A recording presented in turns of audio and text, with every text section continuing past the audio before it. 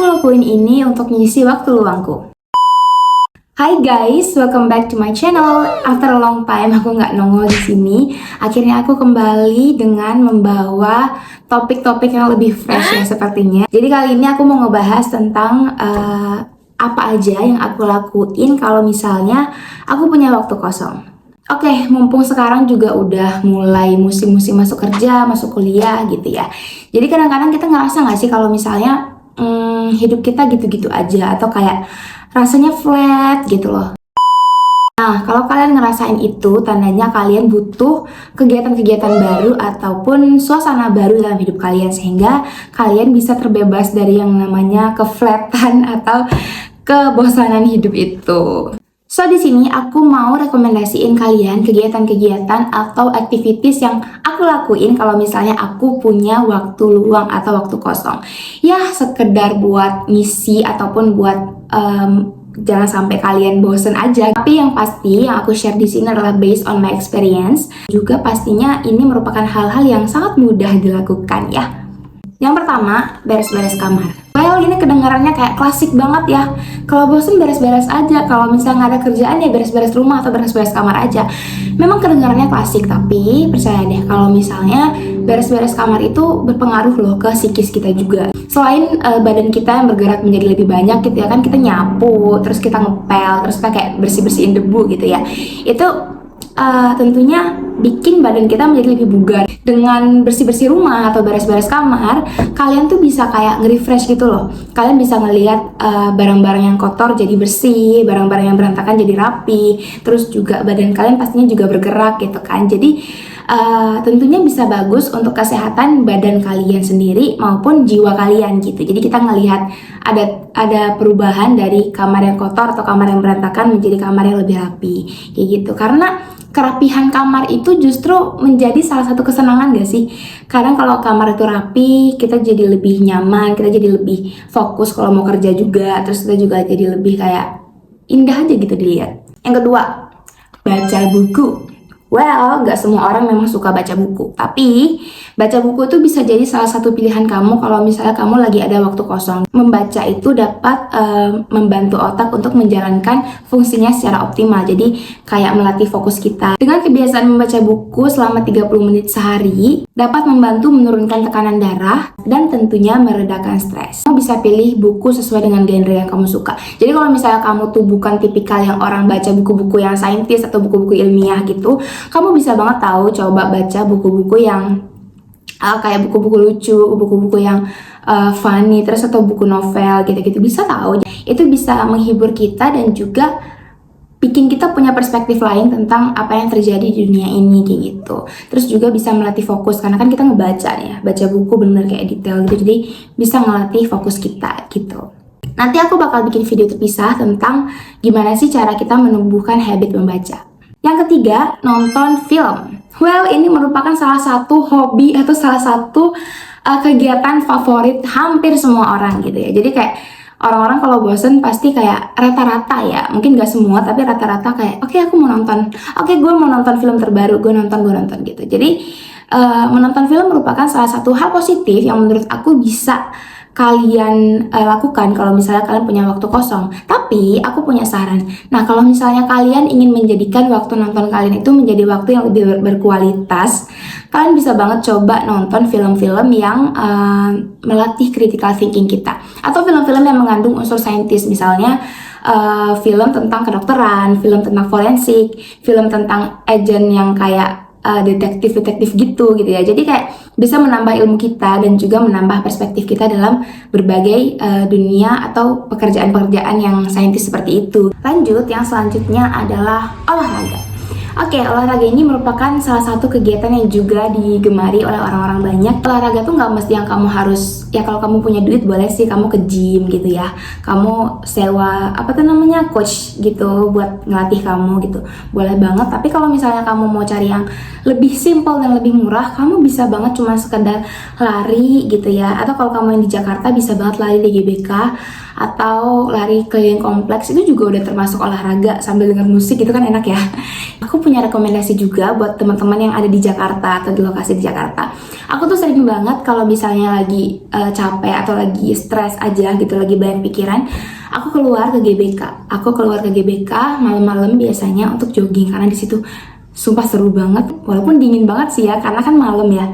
Jadi malam-malam ke GBK jogging sendirian, kayak lari sendirian muterin GBK, itu seru banget dan bener-bener ngelepas semua rasa penat yang ada di pundak kita gitu loh. Jadi itu salah satu kegiatan yang bisa banget aku rekomendasikan ke kalian kalau misalnya kalian lagi stres atau lagi pengen nge-refresh otak aja, bisa banget gitu loh. Aku juga sering kalau misalnya di Jakarta juga setiap hari Minggu pagi kan ada CFD, jadi aku selalu ikutan CFD. Jadi aku keliling tuh dari Bundaran Senayan sampai Bundaran HI, terus muter lagi mentok-mentok sampai Duku Atas doang sih. Jadi itu kalau kalian misalnya lagi stres bisa banget coba olahraga.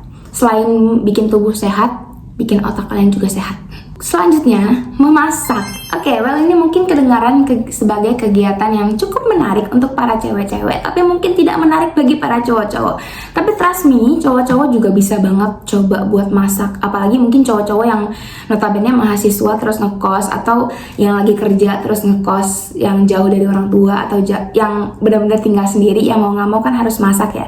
Coba deh kalian cari-cari resep baru, terus kayak coba-coba resep baru. Selain menambah ilmu, itu juga bisa bikin kayak kita ngerasa seneng dan juga bikin kita ada variasi gitu loh di hidup kita. Nah, konon katanya memasak itu bisa membantu seseorang untuk menjadi lebih pintar dalam mengambil keputusan. Jadi proses penentuan takaran seberapa banyak nih garamnya, seberapa banyak nih mericanya atau ladanya gitu ya. Jadi itu bisa melatih kita untuk menjadi lebih percaya diri dengan kemampuan kita sendiri. Jadi kayak feeling kita gitu loh, ngelatih insting kita. Ini cukup nggak ya? Ini sesuai nggak ya? Karena fun fact, kalau kalian masak kuah gitu ya, kuah yang kalian cicipin sama kuah yang udah dicampur sama nasi itu bakal beda rasanya. Karena kayak kalau misalnya kita nyicip di kuah asli itu udah oke, udah pas di kuah ditambahin pakai nasi itu kadang-kadang jadi lebih tawar gitu loh. Jadi kadang kita harus ngelebihin sedikit, tapi nggak semua kuah gitu sih. Yang keenam, skincarean. Well, karena aku cewek, mungkin dari tadi kegiatan yang aku rekomendasikan itu adalah cewekable banget gitu ya, tapi tidak menutup kemungkinan cowok juga bisa ngelakuin ini. Jadi kalian bisa coba skincarean, tapi bukan dalam artian kalian kayak beli skincare banyak-banyak terus pakai semua di muka, enggak. Tapi kalian coba belajar gitu. Kalian bisa coba cari metode kayak eksfoliasi tuh kayak gimana, produk-produk yang sesuai buat kulit kamu tuh kayak apa gitu ya, atau kamu mau coba cari tahu nih undertone skin tone kamu tuh seperti apa gitu. Jadi kamu bisa banget memanfaatkan waktu luang kamu itu untuk belajar skincare gitu. Nggak mesti yang kayak harus skincare, atau mungkin kayak kamu bisa pakai masker ya, cewek-cewek pasti udah punya masker kecintaan masing-masing kan ya.